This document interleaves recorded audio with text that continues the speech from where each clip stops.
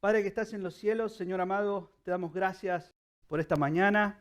Gracias porque nos permites reunirnos como tu pueblo una vez más, alabarte, adorarte y particularmente en esta clase, Señor, a aprender más de ti, a poder entender este gran tema de la redención, este gran plan de salvación, Señor, que tú has orquestado desde la eternidad, como hemos visto, Señor, para traer un pueblo tuyo, un pueblo santo a tus pies, para que vuelva al lugar de Dios bajo el gobierno y la bendición de Dios, este reino profetizado que Señor, tu palabra muestra. Así que te rogamos que por la obra del Espíritu Santo nos ayudes a seguir entendiendo, comprendiendo, incorporando más información, pero que no quede solamente en información, sino que sea conocimiento de tu carácter, conocimiento de tus obras, conocimiento de tu plan, y eso nos lleve a adorarte, a alabarte, a deleitarnos verdaderamente en nuestro Dios.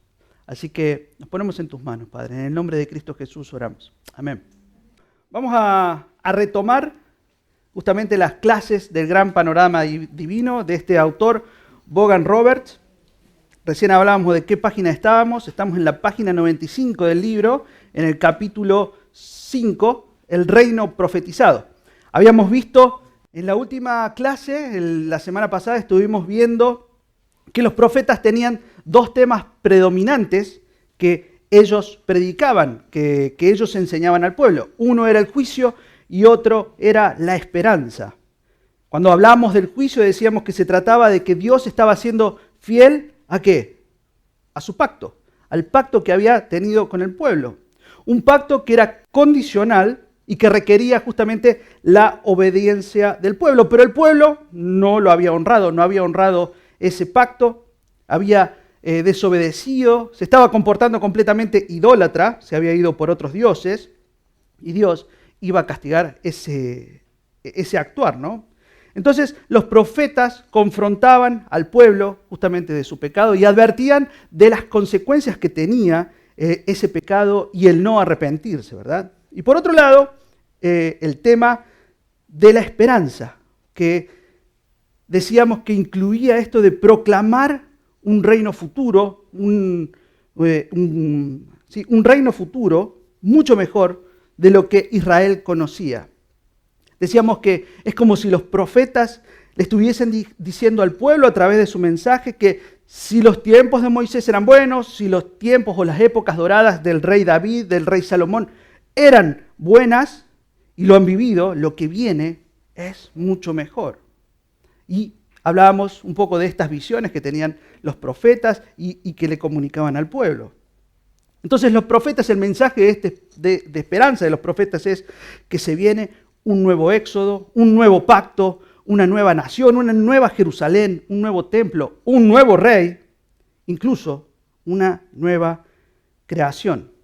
Los profetas hablaron de un último cumplimiento que abarca todas estas cosas dentro de ¿qué? Dentro del patrón del reino. ¿Recuerdan cuál es el patrón del reino? Bajo el gobierno y la bendición de Dios. Muy bien. Así que este mensaje de esperanza, este reino futuro, no era como el reino parcial que habían vivido, que hemos estado viendo en capítulos anteriores, sino que era un reino mucho mejor, era un reino perfecto, un reino cuyo cumplimiento incluía el pueblo de Dios, en el lugar de Dios, bajo el gobierno y la bendición de Dios. Entonces, ahí retomamos nuestra clase de hoy, la promesa de que Dios establecerá su pueblo. Y cuando hablamos del pueblo, hablamos también del remanente. Los profetas hablaban de un remanente. ¿Y qué es un remanente? Lo que sobra, lo que queda. Lo que queda, en este caso, del pueblo, ¿verdad? Cuando los profetas hablaban del remanente del pueblo, era lo que queda del pueblo. Es esto lo que hacían referencia los profetas en el Antiguo Testamento. A pesar de que Dios había estado juzgando al pueblo, lo estaba disciplinando, como hemos visto, ¿no? En el tema del juicio, Él no lo destruiría por completo, sino que se guardaría justamente un remanente, del cual iba a crear una nueva nación. Fíjense lo que dice Isaías 10, que lo ven allí en la pantalla, del versículo 20 al 21. Sucederá en aquel día que el remanente de Israel y los de la casa de Jacob que hayan escapado no volverán a apoyarse más en el que los hirió, sino que en verdad se apoyarán en el Señor, el Santo de Israel. Un remanente volverá, un remanente de Jacob volverá al Dios poderoso. Este mensaje de Isaías, por un lado, tiene una referencia al pueblo, porque el pueblo está exiliado en Babilonia, va a volver de Babilonia, pero a su vez tiene un mensaje futuro. Él está hablando de algo mayor, algo más grande. Recordemos, eso era uno del contenido del mensaje de los profetas. Había algo mayor, una nueva nación, que no solamente se refería al pueblo de Israel. Cuando estamos viendo lo del pueblo, el pueblo de Dios, también vemos que hay un nuevo éxodo. Y acá tenemos que recordar que el pueblo, como les decía, estaba exiliado en Babilonia y su situación era muy parecida a cuando estaban ellos bajo la esclavitud de Egipto, ¿verdad? Entonces, aquí se viene la idea de este nuevo éxodo. Los profetas anunciaban una liberación semejante al éxodo de Egipto, pero esta vez, desde Babilonia, habría un nuevo éxodo. O sea, serían liberados de esa esclavitud en Babilonia. Jeremías lo dice así: por tanto vienen días, declara el Señor, cuando ya no se dirá vive el Señor que sacó a los israelitas de la tierra de Egipto, sino vive el Señor que hizo subir a los israelitas de la tierra del norte y de todos los países a donde los había desterrado, porque los haré volver a su tierra, la que le di a sus padres. De vuelta. El mensaje es a los israelitas que van a ser traídos de Babilonia, pero a su vez hay un mensaje futuro. Hay algo más en los mensajes profetizados, en este caso por Jeremías. Recordemos que Jeremías, ¿se acuerdan en qué época profetizó él? ¿Qué habíamos visto? Muy bien, Jeremías profetizó antes y durante el exilio del pueblo en Babilonia. Por lo tanto, él anuncia que ellos van a ser esclavizados por los babilonios, pero al mismo tiempo les dice que el Señor los hará volver de esa tierra. Entonces, aquí está esta idea del nuevo éxodo. Otro mensaje que los profetas anunciaban era de que vendría un siervo. Particularmente vemos a Isaías que habla de que un nuevo éxodo sería logrado a través o realizado por un misterioso personaje que él llama el siervo de Dios. Ahora, en el Antiguo Testamento vamos a ver que los profetas se refieren al siervo de Dios de dos maneras diferentes. Por un lado, ellos van a hacer referencia a la nación de Israel, como vemos en este pasaje de Isaías. Dice: mas ahora escucha Jacob, siervo mío, Israel, a quien yo he escogido. Así dice el Señor, que te creó, que te formó desde el seno materno y que te ayudará. No temas, Jacob, siervo mío, ni tú, Jesurún, a quien he escogido. Jesurún es otra forma de referirse a Jerusalén. En este caso, se está refiriendo al siervo como la nación de Israel. En los términos de Jacob, bueno, Israel mismo, ya queda explícito. Es donde Isaías se está refiriendo a este siervo como la nación de Israel. Pero otras veces, la palabra siervo hace referencia a un individuo que será utilizado por Dios para rescatar al remanente de Israel. Esto lo vemos en Isaías 49, versículos 5 y 6, que dice: ahora dice el Señor, el que me formó desde el seno materno para ser su siervo, para hacer que Jacob vuelva a él y que Israel se reúna con él, porque honrado soy a los ojos del Señor, y mi Dios ha sido mi fortaleza. Dice él, dice el Señor, dice Yahvé: poca cosa es que tú seas mi siervo para levantar las tribus de Jacob y para restaurar a los que quedaron de Israel. También te haré luz de las naciones para que mi salvación alcance hasta los confines de la tierra. Entonces, ¿quién es este siervo misterioso? ¿Quién es esta persona que Dios va a utilizar para que la salvación alcance hasta los confines de la tierra? Este siervo es Jesús. Este siervo es el siervo sufriente. Es Él el que va a lograr el rescate del remanente por medio de su muerte. Entonces, este es el mensaje que contenían también los profetas, los mensajes, las profecías justamente de los profetas del Antiguo Testamento. Fíjense cómo dice Isaías esto, hablando justamente del siervo. Fue despreciado y desechado de los hombres, varón de dolores y experimentado en aflicción. Y como uno de quien los hombres esconden el rostro, fue despreciado y no lo estimamos. Ciertamente Él llevó nuestras enfermedades y cargó con nuestros dolores. Con todo, nosotros lo tuvimos por azotado, por herido de Dios y afligido. Pero Él fue herido por nuestras transgresiones, molido por nuestras iniquidades. El castigo por nuestra paz cayó sobre Él, y por sus heridas hemos sido sanados. Todos nosotros nos descarriamos como ovejas, nos apartamos cada cual por su camino, pero el Señor hizo que cayera sobre Él la iniquidad de todos nosotros. Fue oprimido y afligido, pero no abrió su boca. Como cordero que es llevado al matadero y como oveja que ante sus trasquiladores permanece muda, Él no abrió su boca. Este es el mensaje de Isaías refiriéndose justamente al siervo sufriente, al Señor, ¿no? Un tema muy conocido que apunta a la obra de Cristo en la cruz. Isaías justamente profetiza de esta obra de Jesús, de el Mesías que vendría a la tierra. Él sería el siervo de Dios que muere por el remanente para que pueda ser este remanente rescatado justamente de su condición de pecado, del pecado. Al mismo tiempo que habla del siervo en ese pasaje, habla de un cordero que iba a lograr el rescate de muchos. Así como sucedió en la Pascua de Egipto, ¿recuerdan? El cordero sacrificado que por su sangre pintada en los dinteles de las puertas, la muerte pasó por alto. Por eso se llama Pascua. En inglés es Passover, es pasar por alto, ¿no? Pasó por alto la muerte de los primogénitos del pueblo de Israel. El mismo sacrificio que fue necesario para que Dios perdonara a Adán y Eva es el que está hablando aquí. Era para que Adán y Eva no murieran y para que se cumpliera la promesa. ¿Recuerdan qué sucedió cuando pecó Adán y Eva?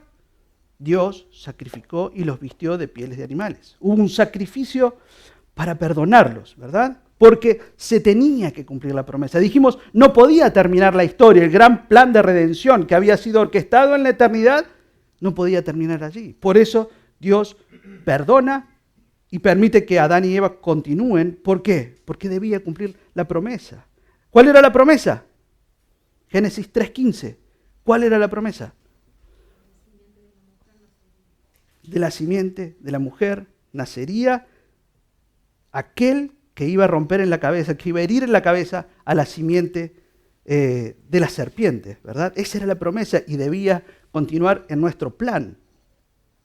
Estamos en la diapositiva 11. Bien.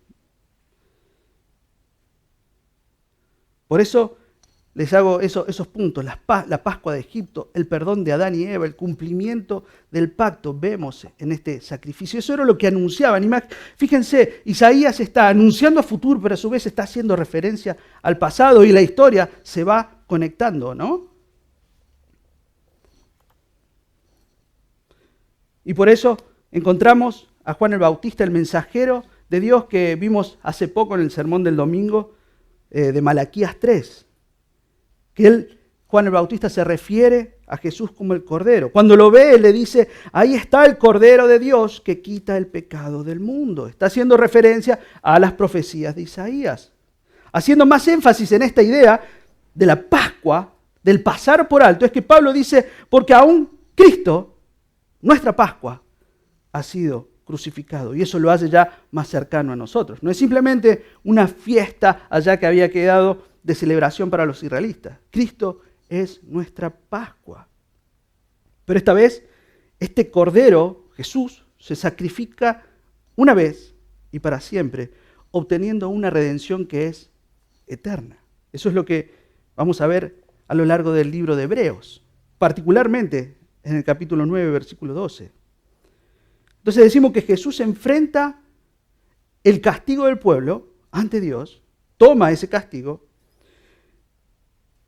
que era que el pueblo estaba exiliado de Dios, estaba lejos de Dios, enemistado con Dios, y rescata al pueblo, para que ya deje de estar en el exilio. ¿Entienden la idea? El exilio del pueblo de Israel, el exilio en Egipto, el exilio en Babilonia, y de ahí sigue un pueblo que está exiliado. ¿De quién? De la presencia de Dios, del gobierno de Dios. Y el único que puede hacer ese vínculo es Cristo, es el Cordero, es el siervo sufriente, para que el remanente pueda ser rescatado y formen parte de su pueblo. Ahora, ese sacrificio no es solamente para la nación de Israel, como estamos hablando, sino que se extiende a las naciones. Por eso el autor habla de que el pueblo de Dios incluye a las naciones. Jesús no fue levantado solo para salvar a Israel, sino para cumplir la promesa que le había dado a Abraham. ¿Recuerdan la promesa de Abraham? Génesis 12. Sí. En ti serán benditas todas las familias de la tierra, ¿verdad? En estas palabras que Dios le da a Abraham, vemos la inclusión y la extensión de la promesa más allá de la nación de Israel. Es a las familias de la tierra, todas las familias de la tierra. Entonces, de esta manera, el mensaje de los profetas anunciaba un nuevo pueblo en el reino perfecto profetizado. Ahora, el otro componente del patrón del reino, el lugar de Dios. ¿Cómo se veía el lugar de Dios según los profetas? Bueno, decimos que no solamente hablaban del pueblo, sino que hablaban de un lugar, del lugar de Dios. Y ellos se referían como el nuevo templo.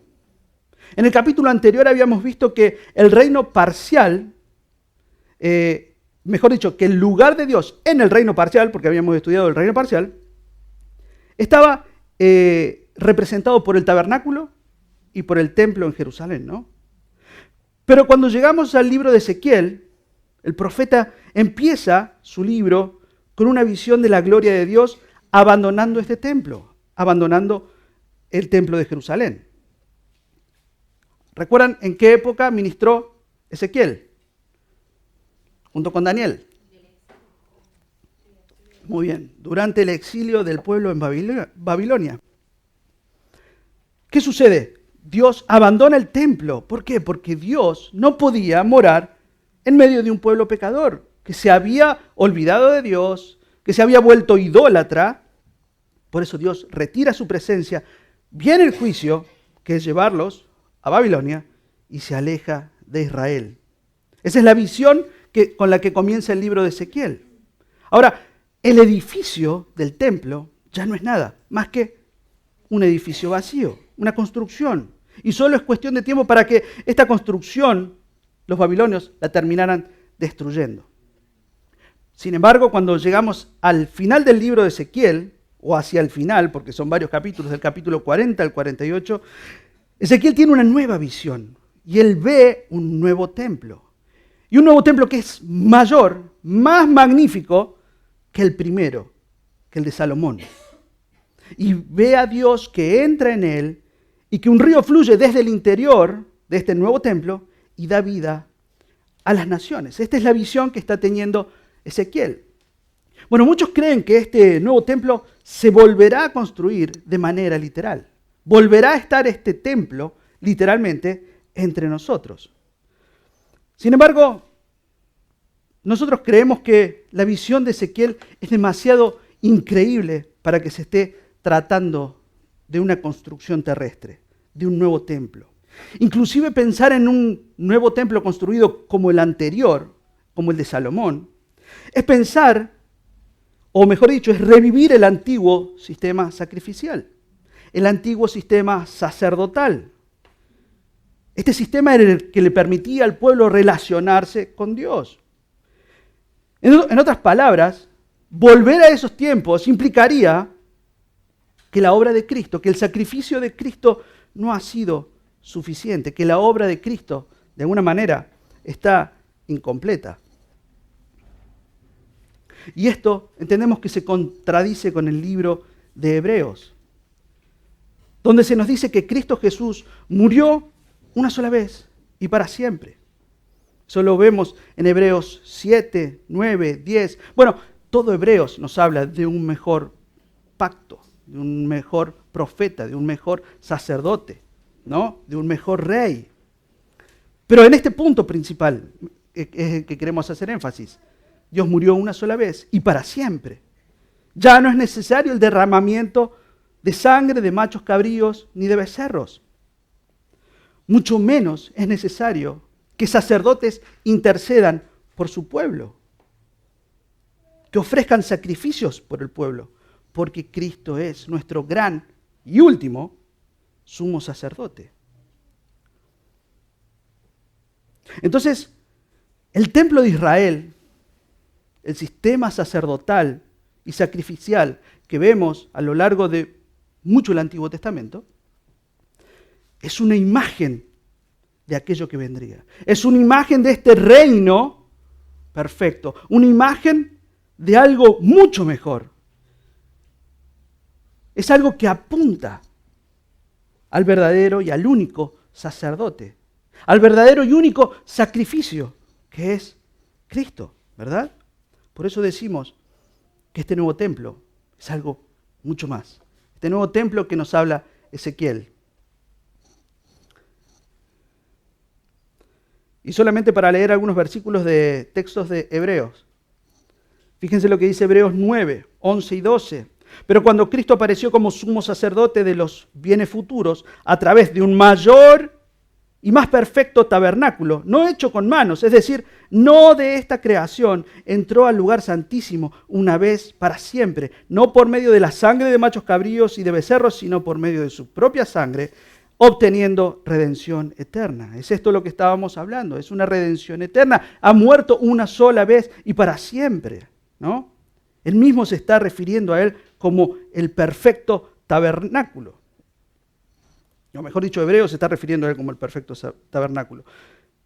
Hebreos 9:15, por eso Cristo es el mediador de un nuevo pacto, a fin de que habiendo tenido lugar una muerte para la redención de las transgresiones que se cometieron bajo el primer pacto, los que han sido llamados reciban la promesa de la herencia eterna. Aquí vemos ya un nuevo pacto que es instaurado por Cristo, que es mucho mejor que el primer pacto, y nos habla del remanente, que es para aquellos que han sido llamados, para que ellos mismos reciban la promesa de la herencia eterna.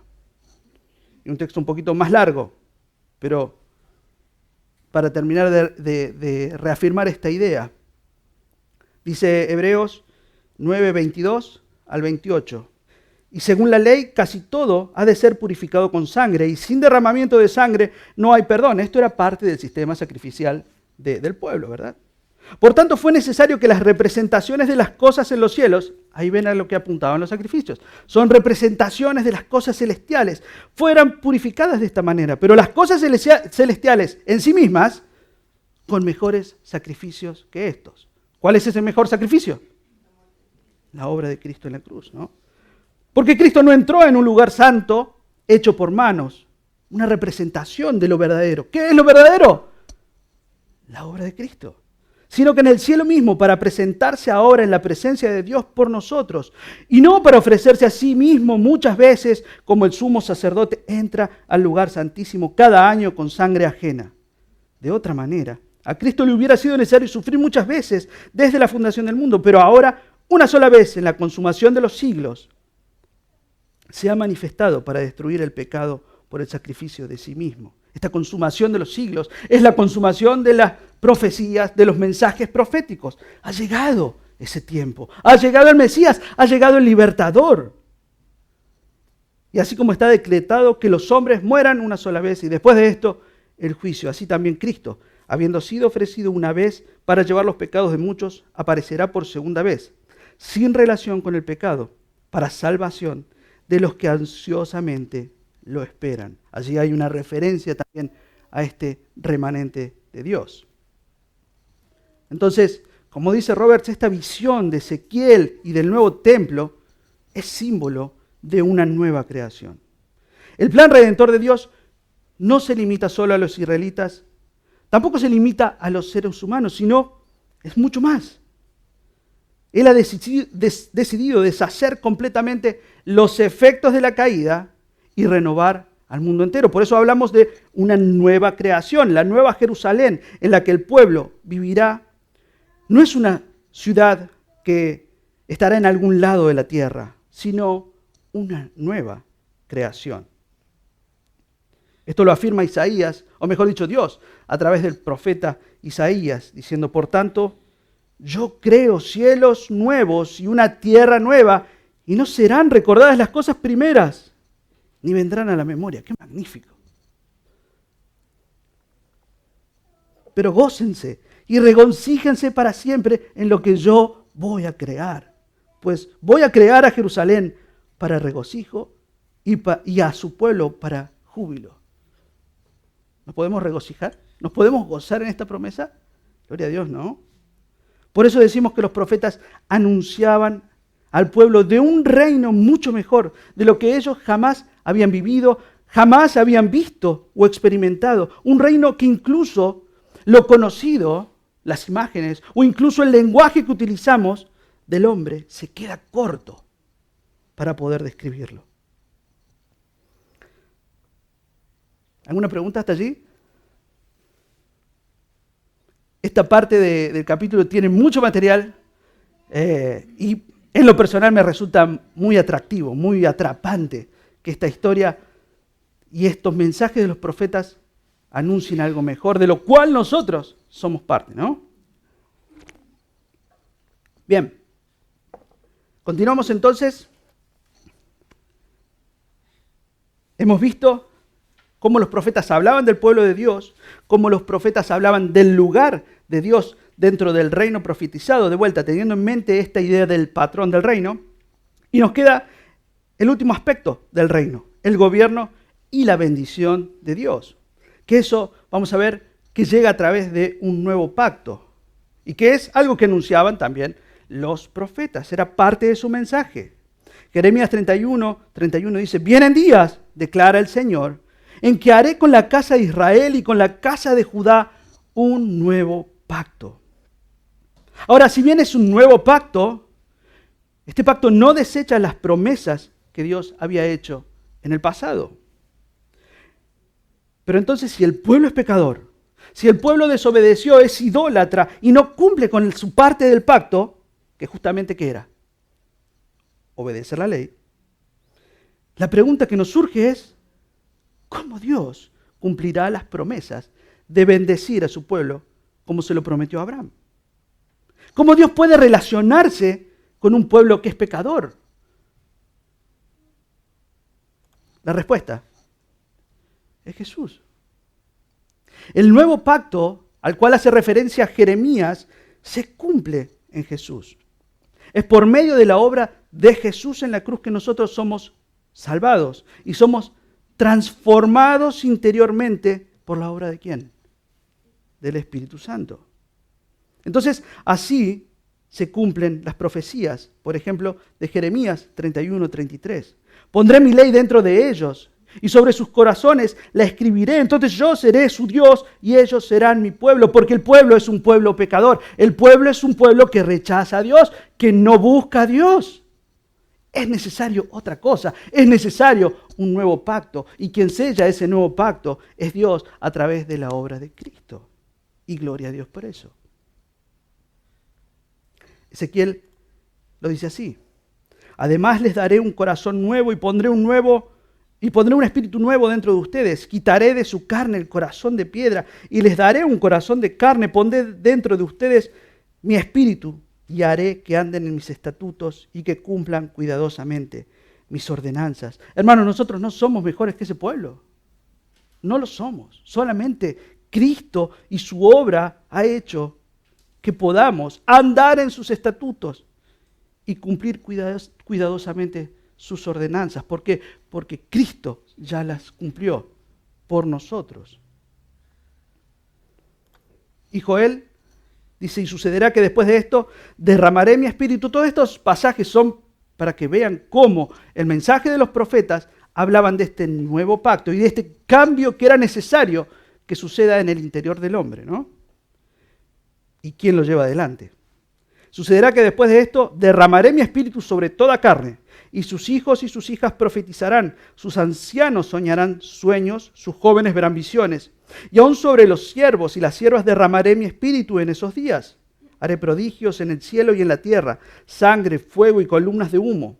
El sol se convertirá en tinieblas y la luna en sangre antes que venga el día del Señor, grande y terrible. Y todo aquel que invoque el nombre del Señor será salvo, porque en el monte Sión y en Jerusalén habrá salvación, como ha dicho el Señor, y entre los sobrevivientes estarán los que el Señor llame de vuelta. Hay una referencia a este remanente de Dios. Entre ellos, entre los sobrevivientes, entre los exiliados de ese nuevo éxodo, estará el pueblo de Dios, estará su remanente. Entonces estas profecías decimos que se cumplen en Jesús. Este nuevo pacto empezará con la muerte misma de Jesús. Él mismo lo menciona en Lucas 22:20, conmemorando la Pascua justamente que conmemoraban el pueblo israelita, la Pascua de haber salido de Egipto. Él instaura la Santa Cena, justamente comiendo con sus discípulos, y les dice, esta copa es el nuevo pacto del cual hablaban los profetas. Y esta copa es el nuevo pacto en mi sangre que es derramada por ustedes. Entonces, cuando hablamos del gobierno de este reino profetizado, hablamos de que habrá un nuevo rey. Porque así como Dios había reinado por medio de reyes en el antiguo pacto, y los principales que recordamos son David y Salomón, porque el resto hizo cualquiera, pero así, esa es la figura que usa, esta de reyes, esta forma de gobierno, para que el pueblo entienda. Bueno, el nuevo gobierno de Dios será a través de un nuevo rey. El nuevo pacto incluye un nuevo rey. Esto es parte de la promesa hecha a David, lo que se conoce comúnmente como el pacto davídico, donde Dios le dice a David, por medio de Samuel, que un rey eterno, que un rey universal saldría de su linaje. Entonces, el pueblo entendería, así que como en los días de David, como en los días de Salomón, en los de los reyes, donde el pueblo era liberado y a su vez salvado por las luchas que llevaban adelante los reyes, o el rey David, si lo queremos poner más específicamente, la salvación del pueblo de Dios dependía de un rey. Y el cumplimiento de todas esas promesas dependían de un rey, dependían de Jesús, del Mesías, del Rey de Reyes y el Señor de Señores. Por eso es que el Evangelio de Mateo comienza haciendo referencia a la genealogía de Jesús. Nos recordaba esto Mauro hace unas clases atrás.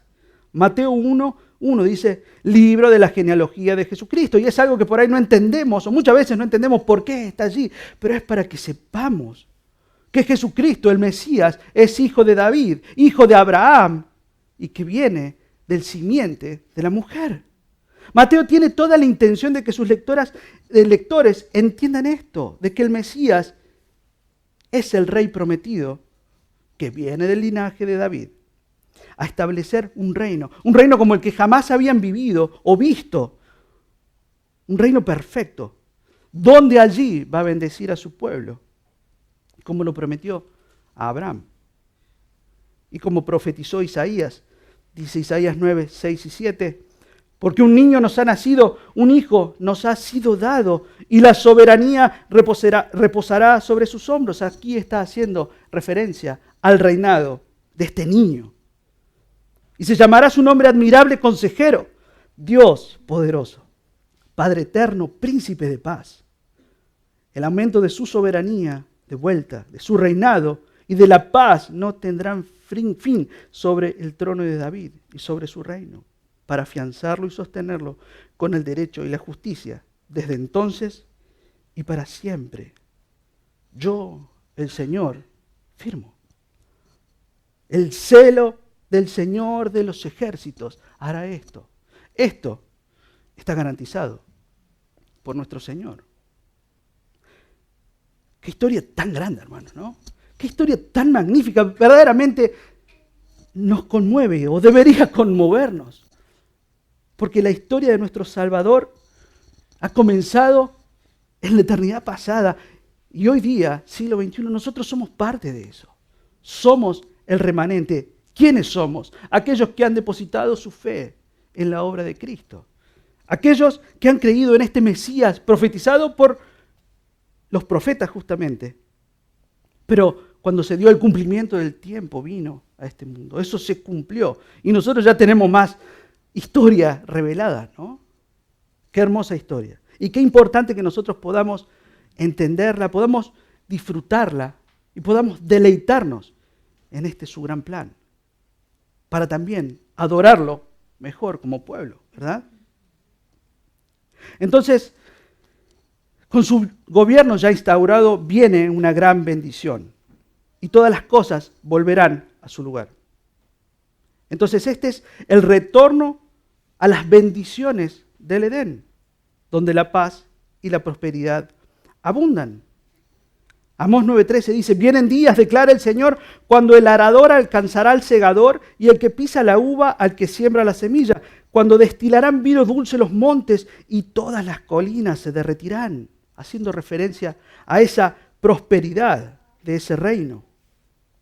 Isaías 11:6 dice, el lobo morará con el cordero y el leopardo se echará con el cabrito, el becerro, el leoncillo y el animal doméstico andarán juntos y un niño los conducirá. Otra vez, Isaías describe esta imagen, usa este lenguaje para que el pueblo trate de entender de esa paz que abundará de una forma como lo describe allí Isaías, ¿no? Así será la paz de dicho reino. Entonces, nuestro reino profetizado o prometido, de acuerdo al patrón que estamos viendo, lo hemos estado recorriendo de esta forma. El pueblo de Dios es el remanente de Israel que incluye a las naciones. El lugar de Dios es un nuevo templo, es una nueva creación. El gobierno y bendición de Dios, garantizados por un nuevo pacto, donde habrá un nuevo rey y gran bendición, ¿no? Las últimas páginas del capítulo de Vaughan Roberts y las últimas páginas del Antiguo Testamento hablan de una gran expectativa. Es el regreso del exilio del pueblo de Babilonia, ¿no? Hay una gran expectativa de que el reino vuelva a ser restaurado cuando el rey Ciro, el rey de Persia que invade Babilonia, permita a los exiliados regresar y reconstruir el templo.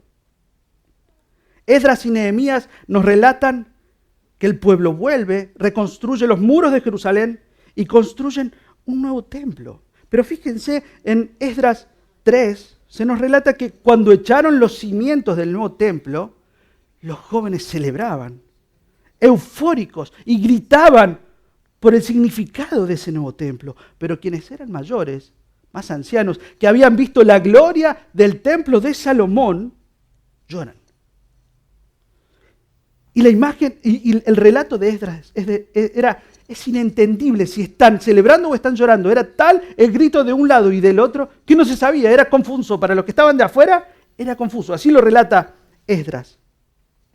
¿Por qué lloraban esos sabios? Porque comparan ese templo magnífico de Salomón con lo que estaba sucediendo y dice, esto no es nada. Porque sus ojos estaban puestos en un templo terrestre y no en el templo profetizado, no en el nuevo templo profetizado por los profetas. A pesar de que el pueblo regresa, tiempo vuelve a pecar, como siempre demostrando su rebeldía, su idolatría, y por otras cosas, y por otro lado, demostrando que sus corazones no han cambiado, que este cambio interior de que mencionaban los profetas, eso no está sucediendo. Entonces se dan cuenta de que su época tampoco es el tiempo de la gran salvación prometida, de que el reino de Dios no ha llegado porque es su rey, porque Jesús tampoco ha llegado. Y a pesar de que han regresado del exilio, ese no es precisamente el éxodo del cual hablaron los profetas. Porque los profetas estaban hablando de una situación, una condición espiritual. Espiritualmente, el pueblo de Dios sigue exiliado de Dios, sigue lejos de Dios, apartado de Dios, esperando que el Señor regrese y cumpla sus promesas. En las últimas páginas del Antiguo Testamento, en Malaquías que estamos estudiando, el profeta insiste en que el rey va a venir y que cuando venga será precedido de un mensajero. Y dice Malaquías 3:1, miren, yo envío a mi mensajero y él preparará el camino delante de mí y vendrá de repente a su templo el Señor a quien ustedes buscan. El mensajero del pacto en quienes ustedes se complacen. Ya viene, dice el Señor de los ejércitos. Y efectivamente, nosotros sabemos que el rey iba a venir y que el rey vino. No obstante, en esta parte de la historia, el pueblo todavía no lo ha visto. Y la venida del rey la vamos a ver en la próxima clase, próximo capítulo. Así que concluimos este capítulo. ¿Alguna pregunta, algún comentario?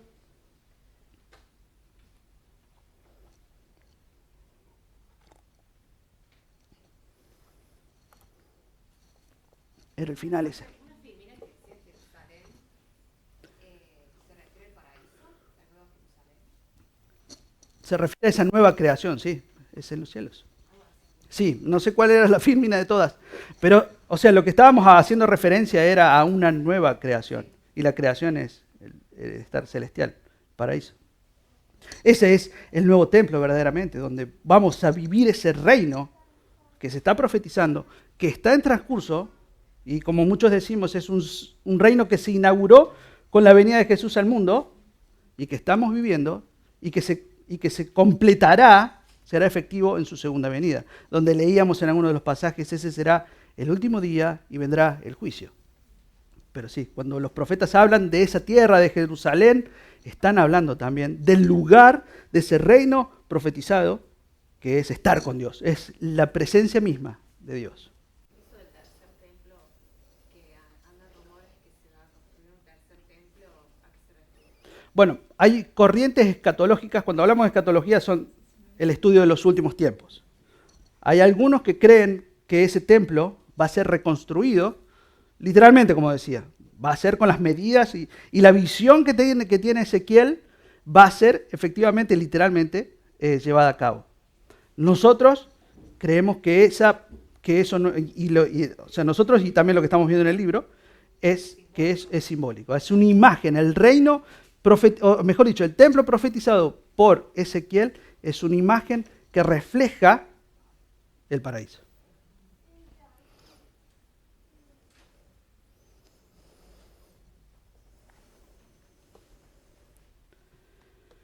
Bueno, hermanos, vamos a cerrar con una oración. Estamos justo en tiempo. Padre Celestial, qué hermosa es tu historia, qué magnífica es tu historia. Pero sobre todas las cosas, Señor, que esta historia es real. Que el Señor de los ejércitos hará esto. Debe confortarnos, porque nos da la seguridad, la garantía de que tu pueblo vendrá a ti un día. Así como lo hemos hecho nosotros, Señor, por poner nuestra fe en Cristo, quien garantiza ese nuevo pacto, quien garantiza que nos podamos acercar nuevamente a Dios, porque sin Cristo no podemos llegar a Dios. Como decíamos, el pueblo, el mundo, los seres humanos están exiliados de Dios, separados de Dios desde el momento en que cayeron Adán y Eva. Pero como tú eres fiel a tu promesa, vas a cumplir, Señor, y has cumplido haciendo que Cristo venga a este mundo. Viva una vida perfecta en lugar nuestra porque nosotros no la podíamos vivir. Muera para satisfacer tu ira. Y por la obra de Cristo en la cruz, nosotros somos pasados por alto. Aquellos que han puesto la fe en Cristo, tú ahora en Cristo nos ves santos. Qué glorioso, Señor.